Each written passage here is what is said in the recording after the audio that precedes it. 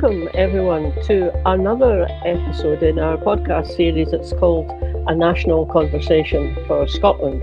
And in that series, we're looking at ways in which Scots can talk to Scots about what they want for our country, what values we want it to be based on, best ways for going forward to achieve that. But you have a conversation by talking to people, but you can also just be in communication with people in different kinds of ways. Today we're going to be looking at another way in which we can spread ideas, and that's through film. So we're going to be talking to Charlie Stuart, who's a filmmaker. Charlie's made films with Leslie Riddoch, and he's recently just completed a film called Still Yes, Grassroots Politics for Indie. He got it done in time for the 10th anniversary of that referendum campaign. If any of you were at any of the events on Wednesday evening, or if you were watching from home, you may have seen a little clip from that film. It's now available on his YouTube channel. We'll put the link up for it later on. But we wanted to talk to Charlie about, find out his ideas for film and how it can communicate people, what effect it has, how he got into doing it in the first place. So hope you enjoy this one. Here it is.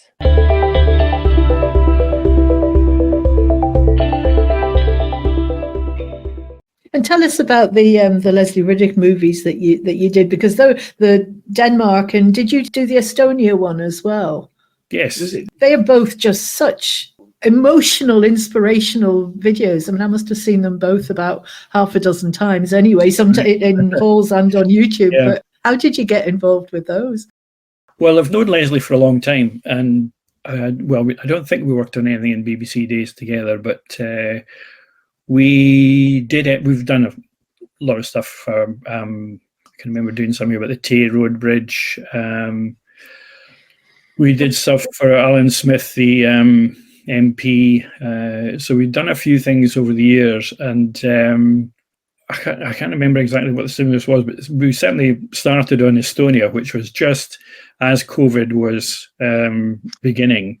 So yeah, that was done in unusual circumstances because we had raised enough money to go out to Estonia on a recce, basically to try and identify good speakers and so on, which I think had in previous, some of the earlier ones that she'd done were just done much more ad hoc than that. And Leslie said, well, why don't you just come out on the recce anyway? And I took a tiny little camera.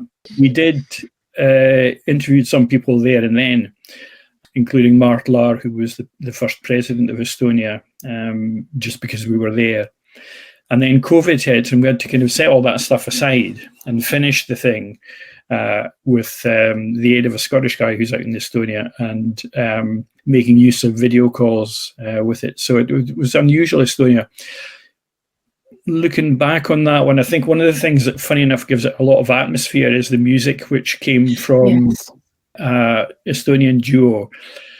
And the Estonian cultural attaché is a great friend of Scotland, and she comes up to Celtic Connections every year. And she had invited myself to go and see this Estonian duo in Glasgow, which I did.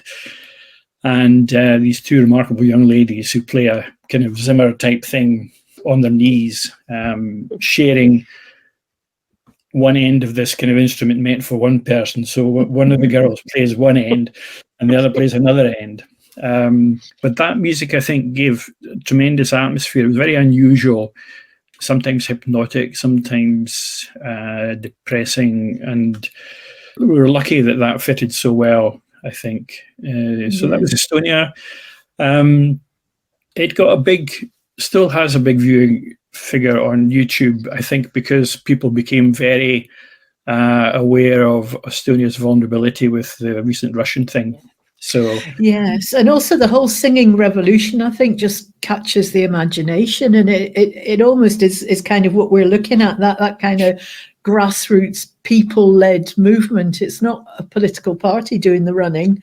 Yeah. It's people. Yeah, and listen to what they say.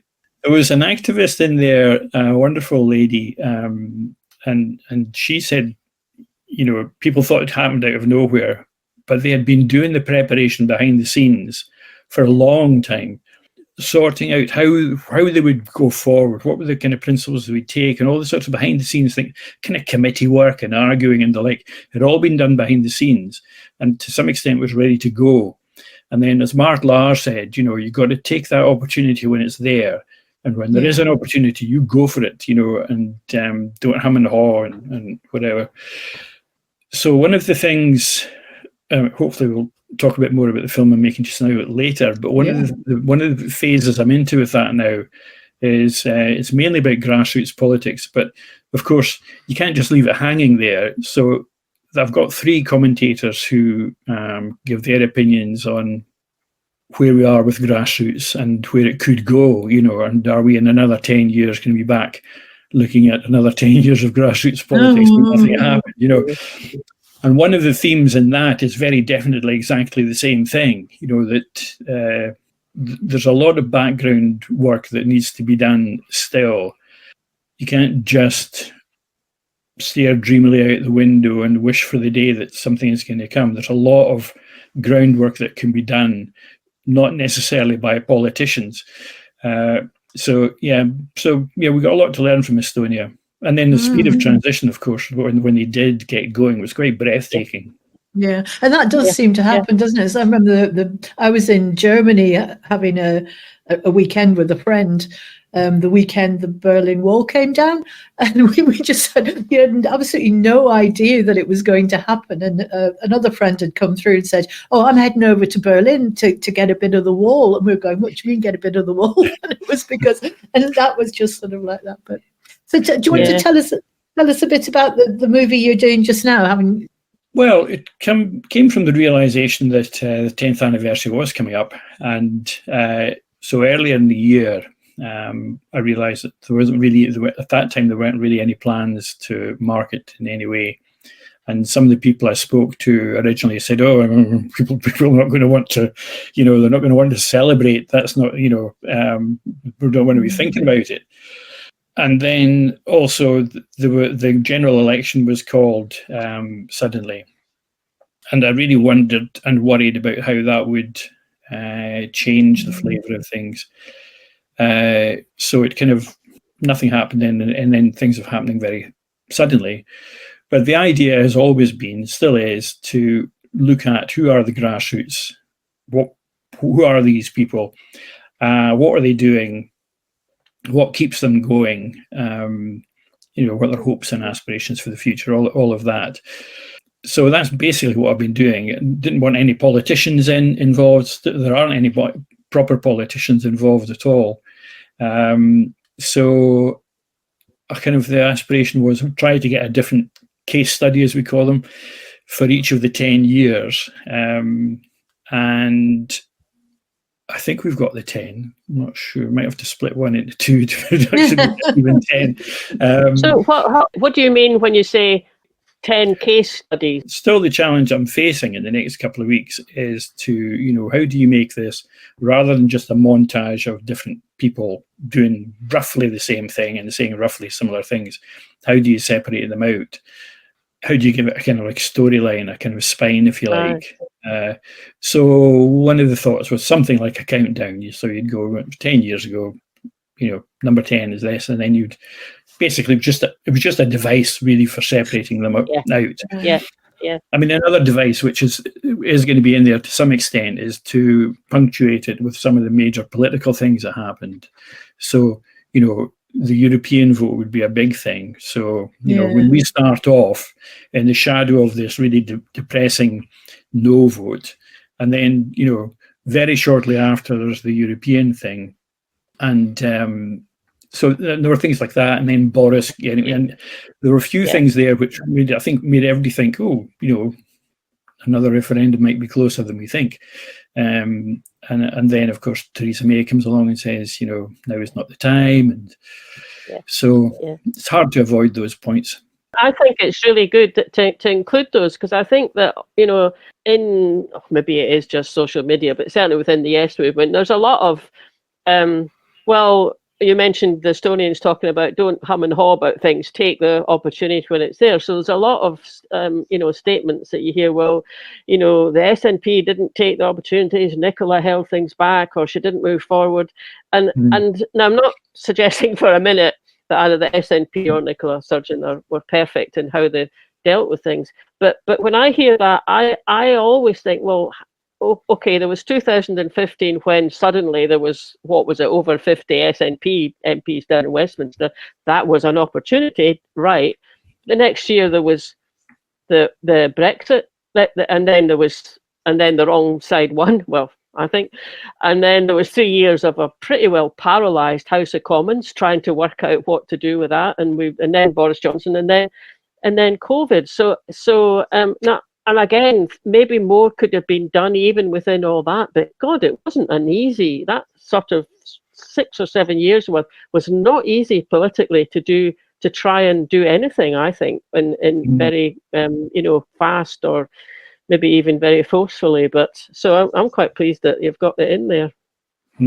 However, having said that, all the way through that, there's been there's been parts of the Yes movement have just carried on, and they carried on doing things and putting things on, and other groups have stepped back a wee bit. But the other group I'm in is Pensioners for Indy, and there's a team in Glasgow and there's another team in Edinburgh who are out every week on the street running stalls. So it's pretty vibrant in some ways and a bit subdued, and maybe a bit depressed in other ways.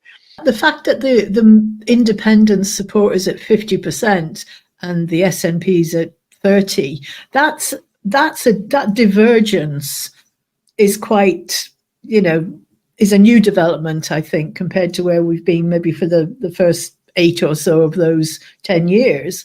Is that something you're finding with the people you're speaking to? Are you seeing this divergence growing? Is it becoming more of a grassroots movement? I think one of the big things that comes through is a complete disconnect between the grassroots and politics. Yeah, quite. I think as an outsider, you would have to say that it's really surprising. And as somebody points out in this, just at the point that there was a lot of enthusiasm and excitement about the prospect of independence again. And there were huge marches. If you can remember the really big march in Edinburgh. We were on it. Yeah. There were no politicians at the head of that. Nicola Sturgeon didn't appear on any at all. Yeah. And I think that was a mistake, to just completely, literally turn your back on the grassroots movement. Even if it was just, a token gesture of being there, I think would have seemed to be more of a connection. I think that's definitely a striking thing, that it's almost like grassroots support continues despite the politicians, all the things that they've been doing to shoot themselves in the foot. And I mean, you mentioned Pensioners for Independence, and I did do a lovely little scene in Selkirk with Selkirk Pensioners for Independence, who are running a corner shop, a pop-up shop, and there are around 4 or 5 people who came along to organise it. I think out of those, 2 of them were actually English, and they all claim to have different political allegiances, so it just goes to show how the people who make up the grassroots are really diverse, and it doesn't surprise me at all that there's that big gap between support for independence and support for the SNP. Yeah, I mean, that's one of the things that Gordon McIntyre Kemp and Believe in Scotland are focusing in on, is that I think Gordon has said he'd studied independence movements around the world wherever he could find them. He said it was never political parties that were leading them. It was always the grassroots. And I think that's where the kind of work that you're doing, the art side of things, the cultural side of things becomes really important, because you can kind of engage and energize people, I think, really well with that kind of cultural thing. And the other movie in that space, of course, Jane McAllister and To See Ourselves, that as well is sort of grassroots perspective. It's not political, party political. It's just about ordinary people like us. And I think there is something in the work that you're doing that's kind of reflecting the movement back to itself almost, and saying, look, this is the strength of ordinary people with a vision for something. Yeah. Do you think in terms of how you get there's a work that you're doing just now, the project that you're doing just now. So do you think in terms of how you can get that, outside of the yes bubble, as it were, or because that's the other thing that's so frustrating about media, isn't it? Like the big media are just either not interested or will do a lot to downplay anything that's happening in the indie movement. Do you think about how to get that out? Yeah, I think it's all of the social media, but particularly YouTube, I think, is the thing that is hard for the establishment, if you want to use that conspiratorial kind of term. It's hard for them to slap down because you're out there. And YouTube are really only concerned with the numbers of viewers you get. And once you get to a certain tipping point with YouTube, then they start to suggest your work to other people who are interested in the similar thing. And that algorithm can be quite wide. And as Leslie says, you just need to... The other film we made with Leslie, the Denmark film, is currently sitting just under 1 million views on YouTube. Yeah. And that's not people from Scotland. That's because it's been recommended to people who are interested in wider, kind of movements. And Leslie always says, don't underestimate how interested people are in Scottish politics. So I think it is just getting across that threshold where things starts to really roll and gather momentum. Yeah. That is absolutely what we're finding as well. One of our best performing videos, ironically, was us interviewing Leslie about the Denmark film, and quite a lot of the comments that came under it was Danish people going, "Oh, we're interested in this, and do you want to know a bit more about this?" And really very positive and helpful kind of stuff. Yeah, that gets back to what we were saying earlier on about this being. I'm a program maker through and through. That's my number one thing, and maybe there needs to be a wee bit more of a kind of infrastructure for people who will commercialize things, so be better at raising money, and B, distributing them. And they're also, if we were here and we weren't talking about independence, we were talking about selling cat food or something, there would be somebody with the job of doing nothing but getting viewership for the film. Yes. So I think potentially I think there is definitely a need for something, some group or body like that who have that kind of expertise. With again, talking about the Denmark one, not particularly our film, but there was something that happened in America, and I think one of these right-wing talk shows in America had been dissing Denmark, for some misconception about how liberal and communist. Communist it is. And the minister that we interviewed in Denmark, he did a rebuttal, basically a very short sort of thing for YouTube, which in similar to the things we're doing, it started off just with something that was going to be reassuring to people who had Denmark close to their heart. But one way or another, that got to, now it was one of the prominent American politicians. I'm not sure if it was somebody actually in government, or who was the other, who's the left-wing American? Yeah, whatever it was, somebody who had himself, 30 million subscribers or viewers, got hold of this thing and basically retweeted it or, copied it or whatever. So that thing, which was made in Denmark, which had initially a very restricted kind of audience, overnight went huge.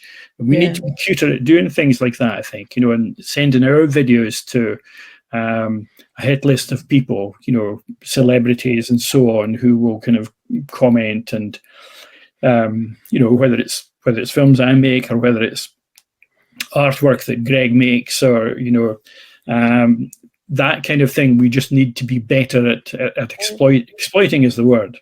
Yeah, it's interesting because we have over maybe the last 6 months or so we keep coming back to this idea of all this disparate indie media that you've got. I mean, there's bloggers, there's podcasters, there's YouTubers, there's up to filmmakers and authors and artists and photographers and just so much. If there was some way that we could, without trying to rein anybody in and without stopping them having the freedom to pursue whatever angle they want, if we had some way of sort of amplifying each other's voices, even with a kind of loose network in some way that you can say, right, your film's coming out, okay, here's a press release that goes through all the indie media and we all republish that or something, or here's a list of half a dozen podcasters you might like and throw it in. But how to actually get that going is what's kind of stumped us up until now, although we can kind of see the benefit of it.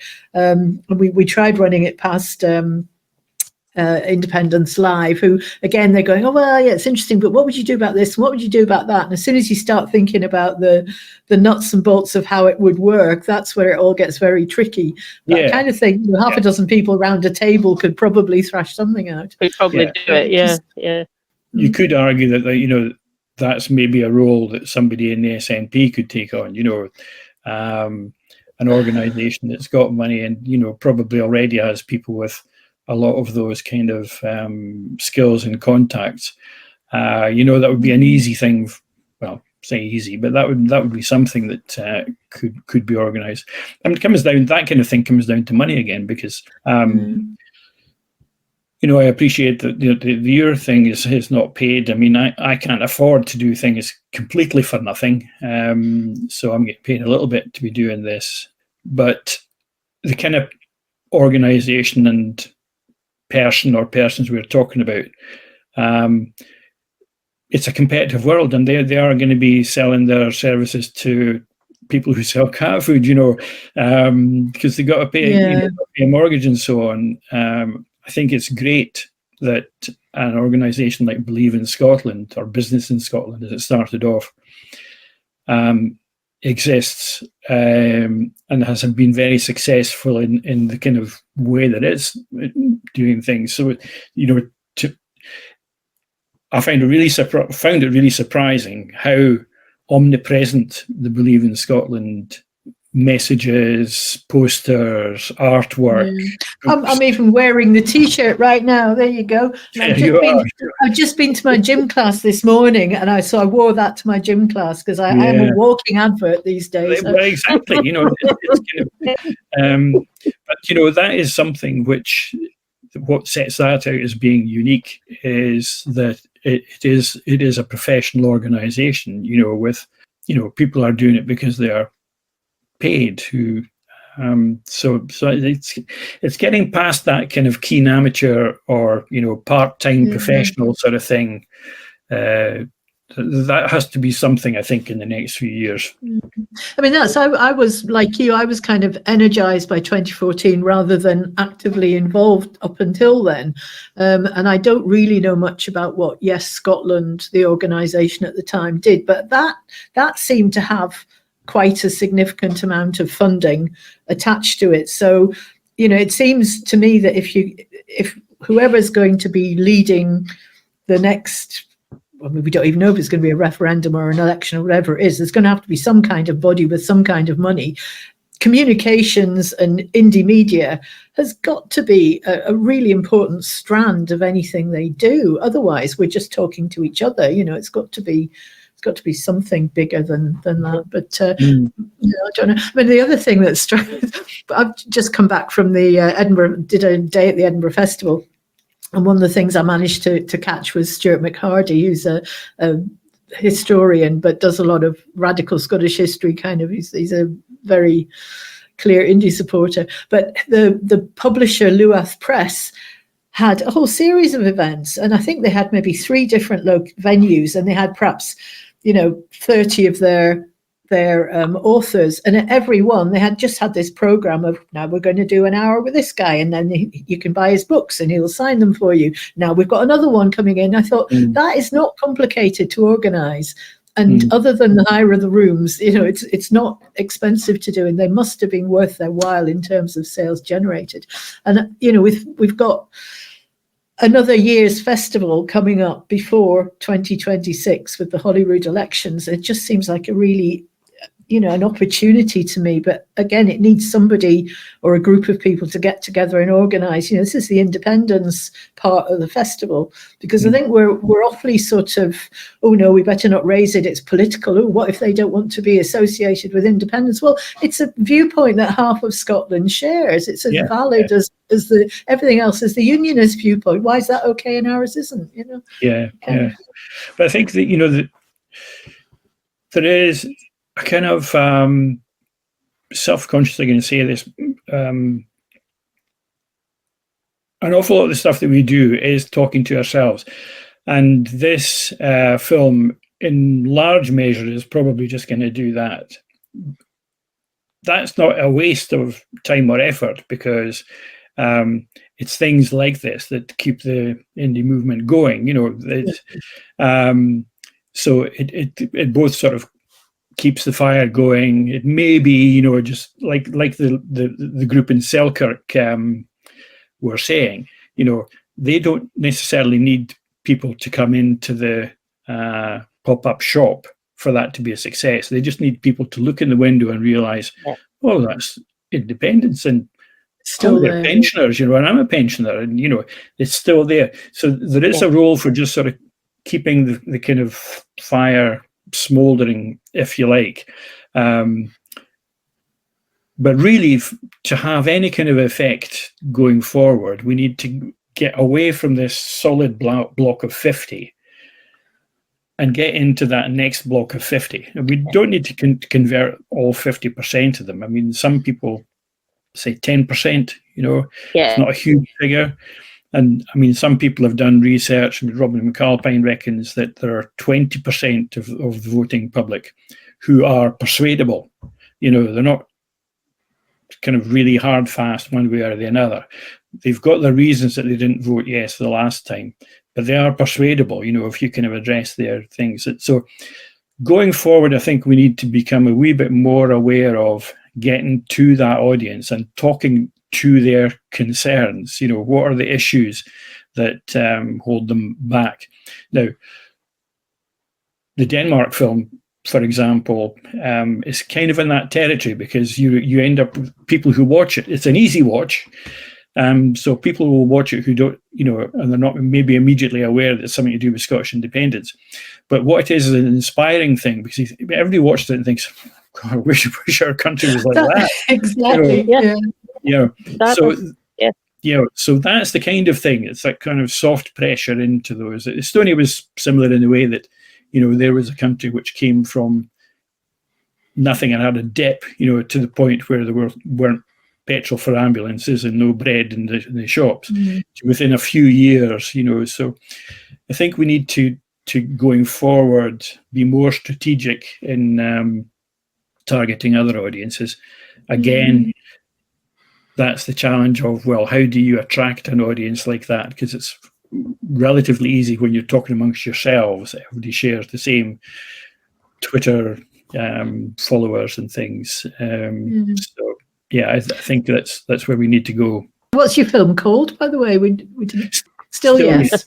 I've got a T-shirt with that on it as well. I'll wear that. Yeah, I've got to thank Leslie for that one, actually. That's a good one. As you were speaking there, Charlie, it was just reminding me of it's an interview that Fiona and I did, well, must be a couple of months at least back now, 2 or 3 months, with Leanne Wood, who was the former leader of Plaid Cymru. And we were talking to her about the Welsh Constitutional Commission, and it just fairly recently a report being sent to the Welsh Senate about it. And so, they had a remit. It was paid for by Senate resources. Probably came out of the there was an informal pact or arrangement between, Plaid Cymru and Labour Party in the Senate. So it was an initiative that came out of that. But, in the end, they had 2 years to go around Wales, having conversations. They had commissioners, and Leanne was one of the commissioners, which was why we were talking to her. But there's lots of other people involved, and they had money, so they could say to local groups, look, we'd like to hear of what you think about, possible futures for Wales. And, I think there was 4 options. One of them was independence. One was stay as it is now. One was more like Devo Max. And there was another one that I've completely forgotten. But yeah. So they just went around, they talked to people. And Leanne said the thing that kind of has stuck with her was that it was a process. Yes, you would go and ask people what they thought, and then you listened. So it was this, a 2-year listening exercise, and she said you could see that people then, because they were being asked something and having to think, what do I think about that? What would be better? How would I like Wales to be a bit different?